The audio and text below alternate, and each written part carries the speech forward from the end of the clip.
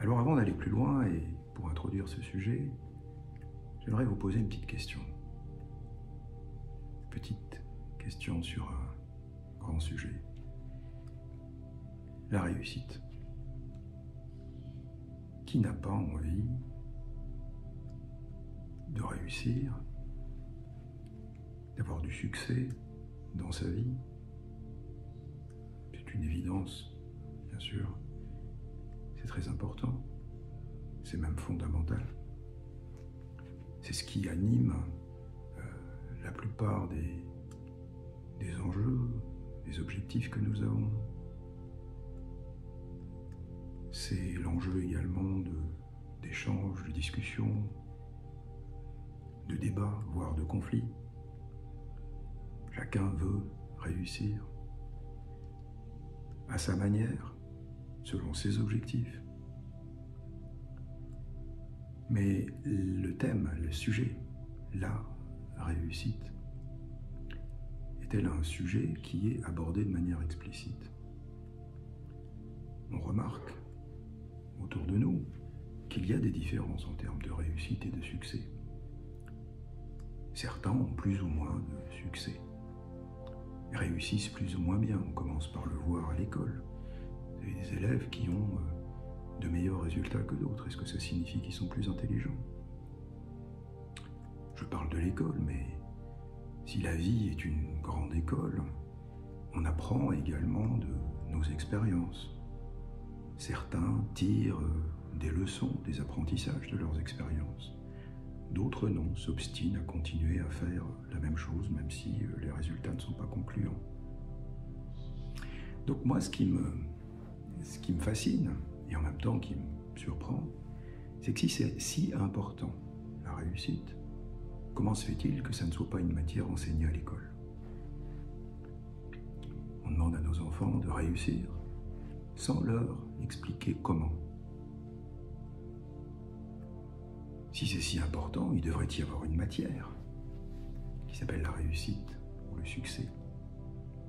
Et je pense que s'il devait y avoir des chapitres dans cette matière, eh bien il y en aurait au moins 4.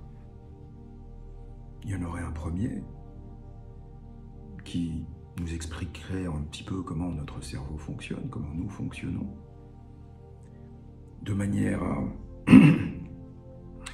à pouvoir nous comprendre nos propres besoins, notre propre fonctionnement et nous fixer des objectifs en fonction de cela. S'il y avait une deuxième matière, enfin un deuxième sujet de ce succès, de cette réussite, eh bien, il y aurait l'apprentissage. Comment apprendre? Comment fait-on pour apprendre? Parce qu'on va à l'école, mais on ne vous explique pas comment il faut apprendre. Un autre sujet, en fait, qui est important dans la réussite, à part l'apprentissage, la connaissance de soi, c'est le changement, être capable de changer, être capable de se remettre en question. Mais apprend-on à changer? Apprend-on à mettre en œuvre, mettre en pratique nos apprentissages théoriques? Et puis, en troisième lieu, je pense que la communication est essentielle dans la réussite. On ne réussit pas tout seul, on réussit avec les autres, parmi les autres. Donc on a besoin d'être un bon communicant. En résumé, les gens qui réussissent sont des gens en fait qui ont intuitivement développé 4 compétences fondamentales qui font la différence. La première, c'est une compréhension intuitive plus sensible, plus performante de comment il fonctionne, de bonnes capacités d'apprentissage, qu'elles soient à l'école ou des apprentissages de vie, de bonnes capacités d'adaptation ou de changement pour changer ses comportements et ses attitudes quand ils ne fonctionnent pas. Et puis troisièmement, une bonne capacité à communiquer, à interagir avec les autres. Je pense que ce sont les 4 domaines de compétences essentiels qui font la différence entre les gens qui réussissent mieux que ceux qui ont plus de difficultés. Alors bien sûr, vous êtes probablement curieux de savoir qui je suis. Moi, je me suis intéressé à ce domaine de la réussite il y a longtemps, déjà parce que j'étais la première personne concernée lors de mes études. Je me suis toujours posé cette question, comment se fait-il qu'on n'enseigne pas ça à l'école? Où puis-je apprendre? La psychologie n'avait pas l'air très attrayante, l'étude de tout ce qui ne fonctionne pas chez l'être humain. La philosophie était assez inspirante. Peut-être qu'un mix des deux, à condition bien sûr d'avoir une psychologie positive, une psychologie orientée sur comment ça fonctionne plutôt que qu'est-ce qui ne fonctionne pas. Alors voilà, c'est avec toutes ces questions que j'ai découvert la PNL, la programmation neurolinguistique, qui s'intéresse justement à la réussite. Comment? Déjà, la démarche a consisté dès le départ à modéliser des gens qui étaient exceptionnellement performants, efficaces dans un domaine donné. Dans un premier temps, la PNL est née dans le milieu de la psychothérapie. Richard Bandler et John Grinder, les deux créateurs de cette approche, se sont intéressés à un certain type d'excellence, l'excellence des psychothérapeutes, qui étaient des gens qui obtenaient de remarquables résultats en termes d'accompagnement au changement, alors que la plupart des psychologues, psychiatres et autres professionnels de ce domaine-là n'obtenaient pas de résultats très concluants. Quand on parle de résultats ici, on parle de changement. Donc Richard Bandler et John Grinder se sont intéressés à cette excellence comportementale, cette excellence dans l'accompagnement, et se sont fixés comme objectif de modéliser cette excellence, la modéliser afin de pouvoir la reproduire. Donc il faut comprendre que la PNL est un processus d'acquisition d'une compétence par la modélisation, par l'observation. Ce qui est important à comprendre ici, c'est qu'elle se distingue des modes d'apprentissage traditionnels qui sont basés sur la réflexion. Quand je dis la réflexion, c'est-à-dire à partir du langage. On peut apprendre à partir du langage. On peut apprendre en lisant, par la lecture. C'est essentiellement le mode d'apprentissage qui est privilégié à l'école. Je qualifierais ça d'apprentissage secondaire, par opposition à l'apprentissage primaire, qui est un apprentissage par modélisation. Donc la PNL est un apprentissage par modélisation. Donc j'ai découvert la programmation neurolinguistique dans les années 90 et j'ai commencé à me former en 96. Et cette approche répondait en fait à mes attentes et à mes questionnements, la question que je vous ai posée tout à l'heure par rapport à la réussite. Qui ne s'est pas posé la question justement de comment réussir d'une manière plus efficace, plus rapide, plus facile et avec une probabilité de succès plus grande. Donc j'ai démarré mon parcours d'apprentissage de la PNL en 1996 et ce voyage, ce parcours, cette formation ou déformation, je ne sais pas, parce qu'il y avait déjà beaucoup de choses que je savais ou que je croyais savoir, que j'ai dû me remettre en question. Donc il y a aussi quelque part une forme de désapprentissage, puisque ça a à voir avec notre conditionnement, donc déconditionner, reconditionner, en fait c'est ça, en fait, l'apprentissage et le désapprentissage par la PNL, une forme de reprogrammation qui a duré en fait 6 années. J'ai suivi tous les niveaux, technicien, praticien, maître praticien, et ce dans plusieurs instituts. Le fait de voir plusieurs instituts, différents enseignants, m'a permis de prendre du recul par rapport à cette approche et de m'en faire mon propre point de vue. Je pense que c'est important, surtout quand on étudie la modélisation, d'avoir plusieurs modèles différents que d'en avoir qu'un seul. Ça permet de pouvoir comprendre quels sont les éléments communs et en même temps d'en apprécier les différences. J'ai été certifié trainer en 2002, après 6 années de formation. Bien sûr, je ne fais pas que de l'enseignement. J'ai également été formé au coaching, donc je suis coach. J'enseigne aussi le coaching. Et j'ai ensuite poursuivi ma formation en 2006. J'ai fait le niveau Master Trainer, qui permet de former des enseignants. Le niveau Trainer, enseignant, ne permet que de certifier jusqu'au niveau maître praticien.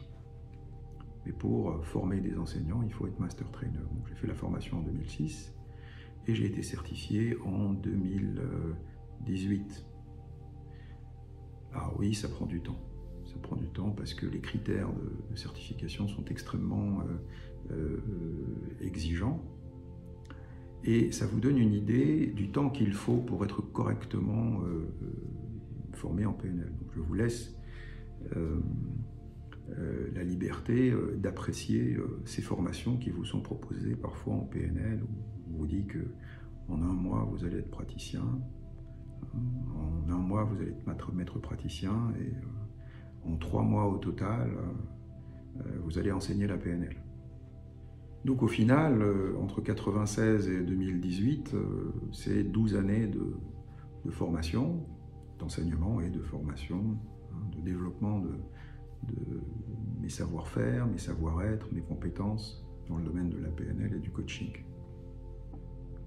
Donc depuis 2023, je suis owner, je suis propriétaire de la Society, l'un des propriétaires de la Society of NLP. C'est à ce titre que je suis habilité à certifier à tous les niveaux de certification en PNL, délivrer des certifications de la Society of NLP, y compris au niveau trainer. Alors qu'est-ce qu'on apprend dans une formation en PNL? Eh bien, essentiellement, ce dont j'ai parlé au départ, une réponse à cette question qui est posée sur la réussite, le succès, comment avoir plus de facilité à réussir, comment obtenir plus de succès dans sa vie, qu'elle soit professionnelle, personnelle, familiale, sociale, tous les domaines de votre vie. Donc on commence avec les bases de la PNL, c'est un module de 2 jours, où on explore et on découvre les secrets du fonctionnement de notre cerveau. Comment notre cerveau fonctionne, comment il génère un modèle, et comment ce modèle façonne nos perceptions, nos réactions émotionnelles et nos comportements, et donc les changements passent par la reprogrammation de ce modèle. Alors comment le faire quand il est inconscient? Comment faire ça quand on n'a pas de recul par rapport au modèle? Comment faire ça quand on est identifié au modèle? Donc c'est une manière, si vous voulez, de s'arrêter ponctuellement et de réfléchir à, quand quelque chose ne fonctionne pas, plutôt que de porter l'attention sur les déclencheurs extérieurs, plutôt de se rendre compte comment nous percevons la situation et quels changements dans notre perception et nos réactions émotionnelles pourraient faire une différence. Donc on apprend à, je dirais, comprendre que la clé est dans comment nous focalisons notre attention, comment ce modèle du monde, cette représentation du monde, focalise inconsciemment notre attention. Donc dans ce module de base, on apprend vraiment les secrets du fonctionnement de notre cerveau, et plutôt que de le laisser contrôler notre vie, et juste être témoin des résultats que nous ne voulons pas avoir, bien de décider de ce qu'on veut, de définir des objectifs, de décider des réactions émotionnelles qu'on veut avoir et des comportements qu'on voudrait avoir, et de les tester, et d'apprendre à développer notre flexibilité jusqu'à ce que notre comportement puisse nous permettre d'atteindre nos objectifs. Donc ça, c'est essentiellement ce qu'on apprend dans le module de base. Ensuite, on s'intéresse au deuxième sujet, qui est la communication. Donc je rappelle, la réussite, c'est la connaissance de soi, c'est donc les bases, c'est la communication, les secrets de la communication, c'est dans le deuxième module. Troisième sujet, le changement, donc troisième module, la conduite du changement, et pour terminer, l'apprentissage, donc apprendre à apprendre, qui est la fin du premier niveau. Et donc tout ça, ça constitue en fait un parcours de 10 jours. Donc les secrets de la communication, on va découvrir qu'est-ce que c'est que la communication en fait, qu'est-ce que ça veut dire. Qu'est-ce que ça veut dire? Et surtout, comment ça fonctionne? On va se rendre compte en fait que c'est pas si évident que ça. Améliorer notre communication, qu'est-ce que ça veut dire exactement? Qu'est-ce que ça veut dire de bien communiquer? Ça veut dire quoi? Ça veut dire être convaincant, ça veut dire avoir raison, dans le sens, quand on a bien communiqué, on a eu le dernier mot, on a l'ascendant sur l'autre. Qu'est-ce que ça veut dire exactement? Parce qu'il y a aussi des conceptions de la communication qui consistent à gagner, à avoir l'ascendant sur l'autre. Il y a des gens qui s'intéressent à la PNL avec cette intention-là.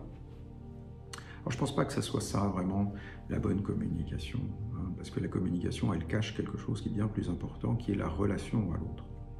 Si vous mettez la relation en avant, vous vous rendez compte du coup que la signification de la communication devient différente. La communication est un moyen, et pas une fin. Elle est un moyen d'établir une bonne relation avec l'autre, donc elle implique l'écoute, elle implique la prise en compte du point de vue de l'autre. Et bien communiquer, à ce moment-là, devient réussir avec l'autre, et pas réussir au détriment de l'autre. Et donc, ce sujet de la communication, on va l'explorer pendant 3 jours. Ensuite, le 3e module, c'est la conduite du changement. Comment utiliser la communication dans une perspective d'influence? Qu'est-ce que c'est que le changement? Faut-il le définir? Souvent, les gens qui vont voir des coachs vont avec un problème, quelque chose qui les frustre, des difficultés à obtenir ce qu'ils veulent. Mais très souvent, c'est confus dans leur esprit. Ce qu'ils veulent, au fond, c'est changer. Ils veulent que leur réalité soit différente. Mais ils ne viennent pas chez le coach ou chez le psychothérapeute en disant « je veux changer ». Non, ils parlent juste de ce qu'ils ne veulent pas. Le changement, c'est la différence entre la situation présente et ce que la personne veut au fond, mais dont elle n'est pas consciente. Et donc, le processus de clarification, de mise en évidence en fait du changement, est un processus de prise de conscience. Parce que si la personne était consciente du changement qu'elle veut réaliser, elle n'irait pas voir un coach ni un psychothérapeute. Donc le problème, si vous voulez, très souvent, c'est qu'on raisonne à partir du problème. On réfléchit à partir du problème. On ne met pas en perspective à quoi ressemblerait la situation s'il n'y avait plus de problème. Donc, dans la conduite du changement, on utilise la communication pour clarifier l'espace de changement. C'est quoi la situation de départ? Qu'est-ce que la personne veut? Et comment y arriver? Pour terminer, la 4e et dernière étape de ce parcours, c'est apprendre à apprendre. Alors, évidemment, l'apprentissage est quelque chose de naturel. Nous apprenons naturellement. Et le mode d'apprentissage que nous avons en arrivant au monde est différent de celui que nous avons développé à partir du langage quand nous nous sommes mis à apprendre à l'école. Je dirais que le mode d'apprentissage de départ, ça serait un mode d'apprentissage primaire par modélisation, et il y a des savoir-faire, des stratégies qui fonctionnent très bien dans ce domaine-là, en termes d'apprentissage, qui ne sont pas les mêmes stratégies que vous utilisez quand vous êtes à l'école. Et donc dans ce module Apprendre à apprendre, on va apprendre d'abord à distinguer ces deux modes d'apprentissage et à faire le point par rapport à notre relation à ces modes d'apprentissage. Certains, dans leur parcours, ont développé des relations plus ou moins conflictuelles avec l'apprentissage, ont des traumatismes à propos de l'apprentissage, ont des blocages par rapport à l'apprentissage.